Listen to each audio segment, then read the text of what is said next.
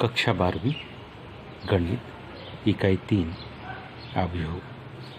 प्रश्न, यदि a बराबरी से 3, 2, 7, 5 तथा b बराबरी से 6, 7, 8, 9 हो तो AB इनवर्स का मान ज्ञात कीजिए।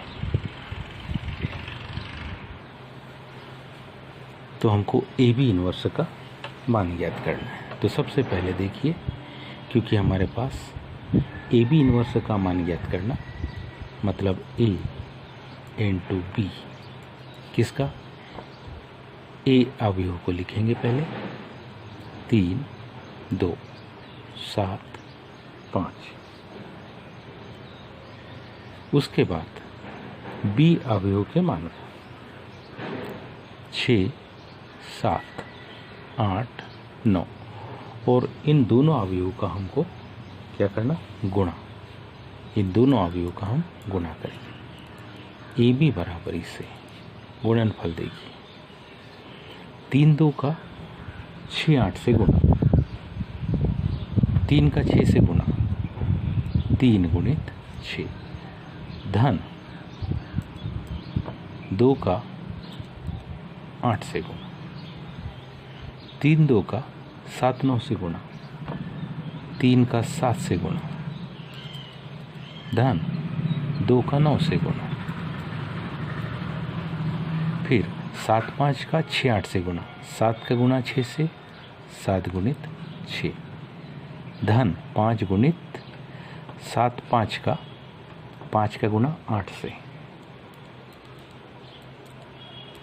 पहली पंक्ति का पहले स्तंभ से दूसरी पंक्ति का पहले स्तंभ से, दूसरी पंक्ति का दूसरे स्तंभ से 7 गुणित 7 धन 5 गुणित 9,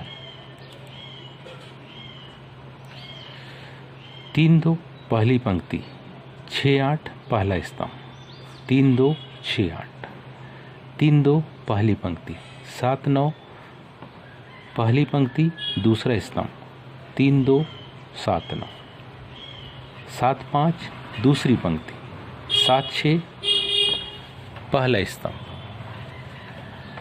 7, 5 का 6, 8 से गुणा, 7, 5 का 6, 8 से गुणा, 7, 5 का 7, 9 से गुणा, 7, 5 का 7, 9 से गुणा। अब आपके पास में AB की वैल्यू आ जाएगी। 3 का 6 में गुणा करेंगे तो 3 छक्के 18,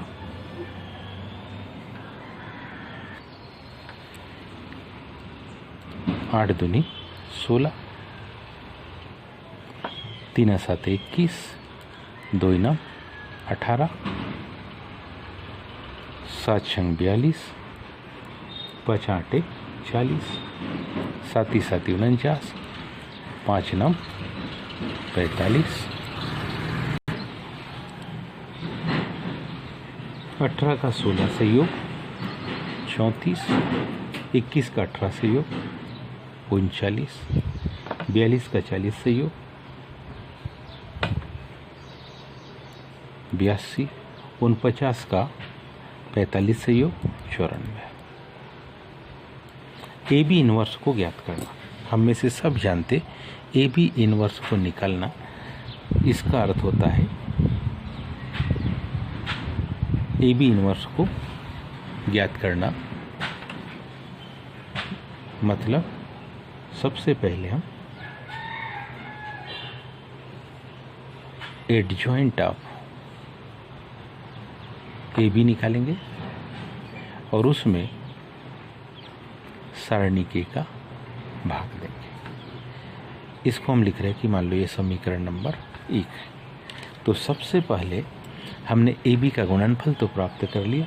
अब हम यदि सारणिक A का निकालें, सारणिक A का मान निकालें मतलब इस अवयव को पूर्णतः सारणिक में बदल के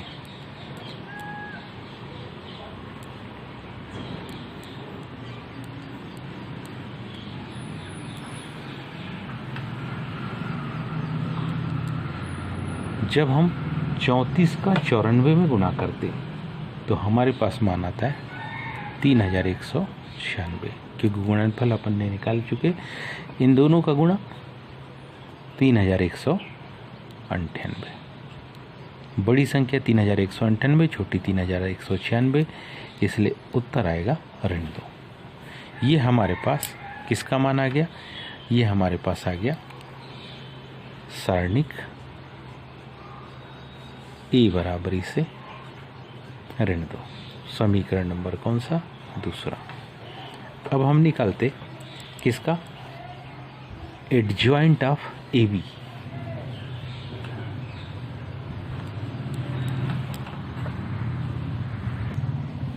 adjoint of A B.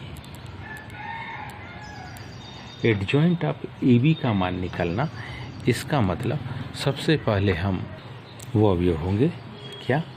C11, C21, C12 और C22। ये होंगे किसके अवयव? Adjoint of A B. अब सबसे पहले हम किसको? C11 के अवयव को देखें। C11 के अवयव मतलब इसके सापेक्ष अवयव देखेंगे तो आएगा 94। हम जानते हैं ऋण 1 की घात पंक्ति और स्तंभ का योग बनेगी, 1 और 1 2, इसलिए धन। दूसरा C21 का मान हम लिखे, C21 का मान। अब अगर C21 का मान देखें तो यानी हमारे पास इसके सापेक्ष ऋण 1 की घात 2 धन 1 विषम संख्या, इसलिए ऋण आएगा। यह आएगा ऋण 39। अब हम C12 का मान देखें, यानी इसके सापेक्ष ऋण 1 की घात आएगी, तो हम जानते विषम संख्या 1 धन 2 विषम आएगा, इसलिए चिन्ह आएगा ऋण। और इसके सापेक्ष अवयव आएगा ऋण 82। फिर अंतिम C22 के सापेक्ष, यानी इस चौथे पद के सापेक्ष ऋण 1 की घात 2 धन 2 सम होगी, इसलिए यहाँ उत्तर आएगा 34। तो एडजॉइंट ऑफ, तो अब हमारे पास क्या? किसका मान? एडजॉइंट ऑफ ए बी का मान। एडजॉइंट ऑफ ए बी का मान कितना? ध्यान से देखो। C11 मीन्स 94, C21 मतलब ऋण 39, C12 मतलब ऋण 82, C22 मतलब 34। ये हमारे पास हो गया समीकरण नंबर 3। अब हम समीकरण 1 में 2 और 3 से हम मान रख देंगे। समीकरण 1 में समीकरण 1 में समीकरण 2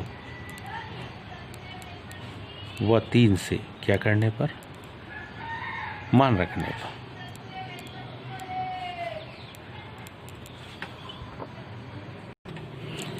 समीकरण 1 में समीकरण 2 और 3 से हम मान रखेंगे तो हमको ए बी इनवर्स का मान मिल जाएगा। ए बी इनवर्स बराबरी से क्या था? एडजॉइंट ऑफ ए बी में सारणी के का भाग। एडजॉइंट ऑफ ए बी ये है और सारणी के का मान ऋण 2 है, तो हम ऋण 1/2 और हमारे पास एडजॉइंट ऑफ ए बी का जो मान आया 94 माइनस 39 माइनस 82 34।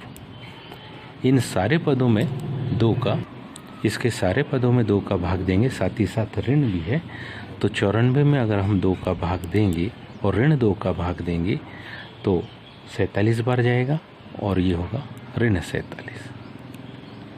ऋण 39 में ऋण 2 का भाग देंगे, विषम संख्या है, ऋण से ऋण कट जाएगा, 39/2 आ गया। ये हमारे पास ऋण 82 है, उसमें 2 का भाग देंगे ऋण 2 का, तो 41 बार जाएगा। 34 में ऋण 2 का भाग देंगे तो ऋण 17। तो ये हमारे पास ए बी इनवर्स की वैल्यू आ गई। उम्मीद है ये प्रश्न का हल सभी को समझ में आया होगा। आज के लिए इतना ही, शेष कल।